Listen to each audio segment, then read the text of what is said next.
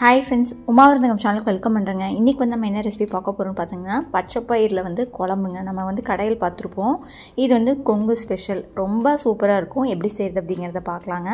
அதுக்கு வந்து ஒரு டம்ளரில் 3/4 டம்ளர் அளவுக்கு வந்து பச்சைப்பயிர் வந்து எடுத்துருக்கிறேன். இதை மீடியம் ஃப்ளேமில் வச்சு மணம் வர வரைக்கும் வறுத்தோன்னு நமக்கு போதுங்க. ரொம்ப வறுக்க வேண்டியதில்லை. இந்த அளவுக்கு வறுத்ததுக்கப்புறமா இதை ஸ்விட்ச் ஆஃப் பண்ணிடுங்க. இதை நல்லா 2-3 தடவை அலாசிட்டு குக்கரில் சேர்த்திக்கோங்க. கொஞ்சமாக விளக்கெண்ணெய் விட்டு மீடியம் ஃப்ளேமில் வந்து ஒரு 2 விசில் வச்சிங்க அப்படின்னா கரெக்டான பதத்துக்கு வந்து வெந்து வந்துடும். இது வெந்துட்டுருக்க டைமில் நம்ம காய் வந்து வதக்க ஆரம்பிச்சிடலாம். கடாயில் வந்து 1 ஸ்பூன் எண்ணெய் விட்டுக்கோங்க. இந்த குழம்புக்கு ஒரு சின்ன தக்காளி கரெக்டாக இருக்கும். 1/4 டீஸ்பூன் சீரகம், கொஞ்சமாக மிளகு, கடுகு போட்டு பொரிஞ்சதுக்கப்புறமா சின்ன வெங்காயம் குட்டி குட்டியாக கட் பண்ணி வச்சுருக்கேங்க. அது கூட 2 பல் பூண்டு, கருவேப்பிலை, பச்சை மிளகா, வரமிளகா ரெண்டுமே நான் சேர்த்திருக்கேன். டேஸ்ட் நல்லாயிருக்குங்க.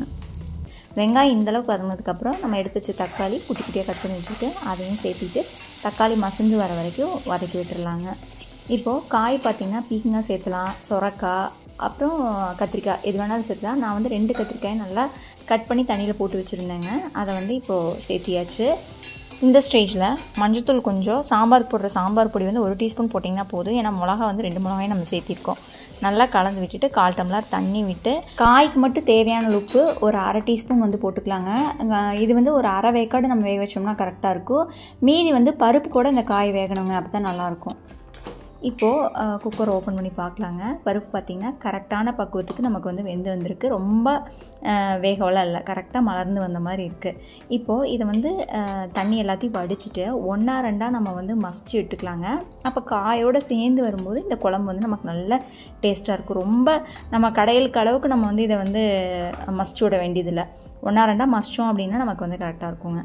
இந்த ஸ்டேஜில் நம்ம பருப்பு வந்து சேர்த்திக்கலாங்க. சேர்த்திட்டு நல்லா கலந்து விட்டுருங்க. ஏற்கனவே நம்ம வந்து தண்ணி வந்து வடித்து வச்சுருக்கோம் இல்லைங்களா, அந்த தண்ணி வந்து இப்போ சேர்த்திக்கலாம். காய் வந்து இன்னும் கொஞ்சம் வேகும்போது நமக்கு வந்து தண்ணி வந்து சுண்டுங்க, குழம்பு கெட்டியாகும். அதனால் உங்களுக்கு எந்தளவுக்கு தண்ணி வேணுமோ அந்தளவுக்கு நீங்கள் அட்ஜஸ்ட் பண்ணி சேர்த்திக்கோங்க.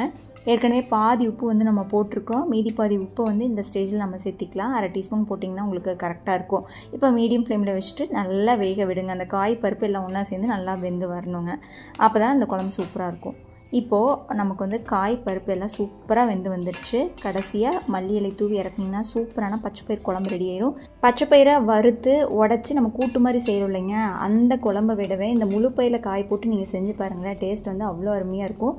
சாதம் சப்பாத்திக்கு இந்த குழம்பு ஒரு பெஸ்ட்டு காம்போவாக இருக்குங்க. கண்டிப்பாக ட்ரை பண்ணி பாருங்கள்.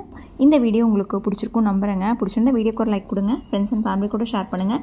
நீங்கள் இதுவரைக்கும் உமாவிருந்தகம் சேனல் சப்ஸ்கிரைப் பண்ணாமல் இருந்தீங்கன்னா சப்ஸ்கிரைப் பண்ணிக்கோங்க. தேங்க்யூ.